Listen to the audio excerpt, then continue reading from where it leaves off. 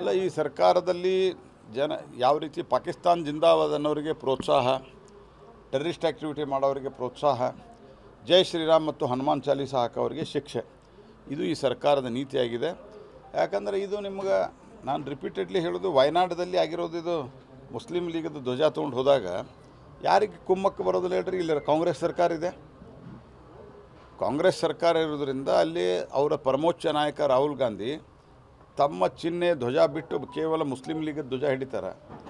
Muslim league ಯಾವ party direct action ಅಂತ ಕರೆ ಕೊಟ್ಟಿತ್ತು. ಡೈರೆಕ್ಟ್ ಆ್ಯಕ್ಷನ್ ಅಂತಂದರೆ ಹಿಂದೂಗಳನ್ನು ನೇರವಾಗಿ ಕೊಗ್ಗಲೆ ಮಾಡಿರಿ, ಹಿಂದೂ ಹೆಣ್ಮಕ್ಳಿಗೆ ಮೇಲೆ ಅತ್ಯಾಚಾರ ಮಾಡಿರಿ, ಇದು ಡೈರೆಕ್ಟ್ ಆ್ಯಕ್ಷನ್ ಇತ್ತು. ಯಾರು ಕೊಟ್ಟಿದ್ದರು? ಇದೇ ಮುಸ್ಲಿಂ ಲೀಗ್ ಕೊಟ್ಟಿತ್ತು. ಆ ಮುಸ್ಲಿಂ ಲೀಗದ ಧ್ವಜ ಹಿಡ್ಕೊಂಡು ಇವರು ನಾಮಿನೇಷನ್ ಮಾಡ್ತಾರಂದ್ರೆ ಎಲ್ಲಿ ಕಾಂಗ್ರೆಸ್ ಸರ್ಕಾರ ಇದೆ ಅಲ್ಲಿ ಸಹಜವಾಗಿ ಇದೇ ರೀತಿ ಸಮಾಜ ವಿದ್ರೋಹಿ ಶಕ್ತಿಗಳಿಗೆ, ಇಸ್ಲಾಮಿಕ್ ಮತಾಂಧರಿಗೆ ಈ ರೀತಿಯಾದಂಥ ಕುಮ್ಮಕ್ಕೆ ಸಿಗ್ತದೆ. ಯಾಕಂದರೆ ಪಾಕಿಸ್ತಾನ ಜಿಂದಾಬಾದ್ ಅಂದಾಗೂ ಅವ್ರನ್ನ ಸಮರ್ಥನೆ ಮಾಡೋ ಪ್ರಯತ್ನ ಮಾಡಿದ್ದಾರೆ ಇವರು. ಹಾಗಾಗಿ ಕಾಂಗ್ರೆಸ್ ಪಾರ್ಟಿ ಅಂತಂದರೆ ಅದೊಂದು ಹಿಂದೂ ವಿರೋಧಿ ಪಾರ್ಟಿ.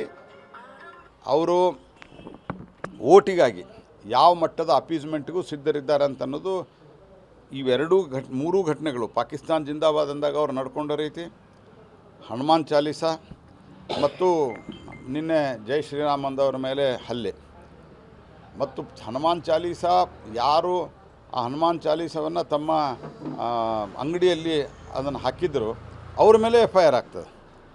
ಇದು ಯಾವ ದೇಶದಾಗಿದ್ದೀವಿ ನಾವು? ಅದಕ್ಕೆ ಜನ ಜಾಗೃತ ಆಗಬೇಕನ್ನುವಂಥದ್ದೇ ನಂದು ವಿನಂತಿ ಇದೆ. ಎಷ್ಟು ಮಟ್ಟಿಗೆ ಅಪೀಸ್ಮೆಂಟು ಮತ್ತು ಎಷ್ಟು ಮಟ್ಟಿಗೆ ದುಸ್ಥಿತಿಗೆ ತಲುಪೋದು ಅನ್ನೋದು ಇದರಿಂದ ಅರ್ಥ ಆಗುತ್ತೆ. ಇದಕ್ಕೆ 100% ಇದು ಪ್ರೋ ಮುಸ್ಲಿಂ ಸರ್ಕಾರ ಇದೆ. ಅಲ್ಲ, ಈ ಸರ್ಕಾರದಲ್ಲಿ ಯಾವ ರೀತಿ ಪಾಕಿಸ್ತಾನ ಜಿಂದಾಬಾದ್ ಅನ್ನೋರಿಗೆ ಪ್ರೋತ್ಸಾಹ, ಟೆರರಿಸ್ಟ್ ಆ್ಯಕ್ಟಿವಿಟಿ ಮಾಡೋರಿಗೆ ಪ್ರೋತ್ಸಾಹ, ಜೈ ಶ್ರೀರಾಮ್ ಮತ್ತು ಹನುಮಾನ್ ಚಾಲೀಸ ಹಾಕೋರಿಗೆ ಶಿಕ್ಷೆ, ಇದು ಈ ಸರ್ಕಾರದ ನೀತಿಯಾಗಿದೆ.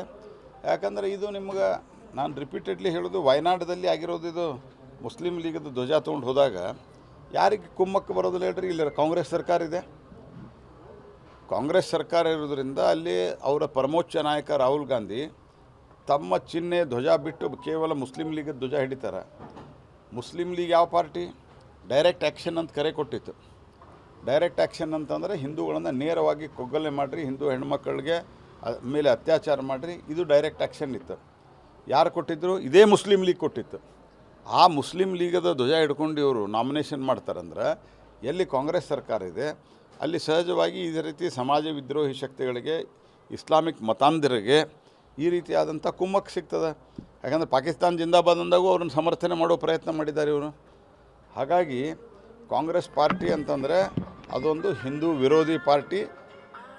ಅವರು ಓಟಿಗಾಗಿ ಯಾವ ಮಟ್ಟದ ಅಪೀಸ್ಮೆಂಟ್ಗೂ ಸಿದ್ಧರಿದ್ದಾರೆ ಅಂತ ಅನ್ನೋದು ಮೂರೂ ಘಟನೆಗಳು, ಪಾಕಿಸ್ತಾನ ಜಿಂದಾಬಾದ್ ಅಂದಾಗ ಅವ್ರು ನಡ್ಕೊಂಡ ರೀತಿ, ಹನುಮಾನ್ ಚಾಲೀಸ ಮತ್ತು ನಿನ್ನೆ ಜೈ ಶ್ರೀರಾಮ್ ಅಂದವ್ರ ಮೇಲೆ ಹಲ್ಲೆ, ಮತ್ತು ಹನುಮಾನ್ ಚಾಲೀಸ ಯಾರು ಆ ಹನುಮಾನ್ ಚಾಲೀಸವನ್ನು ತಮ್ಮ ಅಂಗಡಿಯಲ್ಲಿ ಅದನ್ನು ಹಾಕಿದ್ರು ಅವ್ರ ಮೇಲೆ FIR ಆಗ್ತದೆ.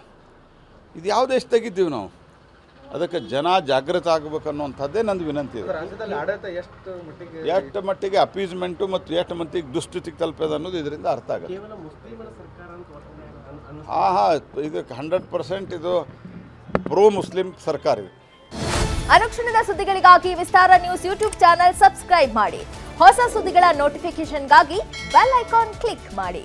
ಲೇಟೆಸ್ಟ್ ಅಪ್ಡೇಟ್ಸ್ಗಾಗಿ www.vistaranews.com ವೆಬ್ಸೈಟ್ಗೆ ವಿಸಿಟ್ ಮಾಡಿ. ಅಂಗೈಯಲ್ಲೇ ಜಗತ್ತಿನ ಸುದ್ದಿ ತಿಳಿಯಲು ವಿಸ್ತಾರ ನ್ಯೂಸ್ ಕನ್ನಡ ಆಪ್ ಡೌನ್ಲೋಡ್ ಮಾಡಿ.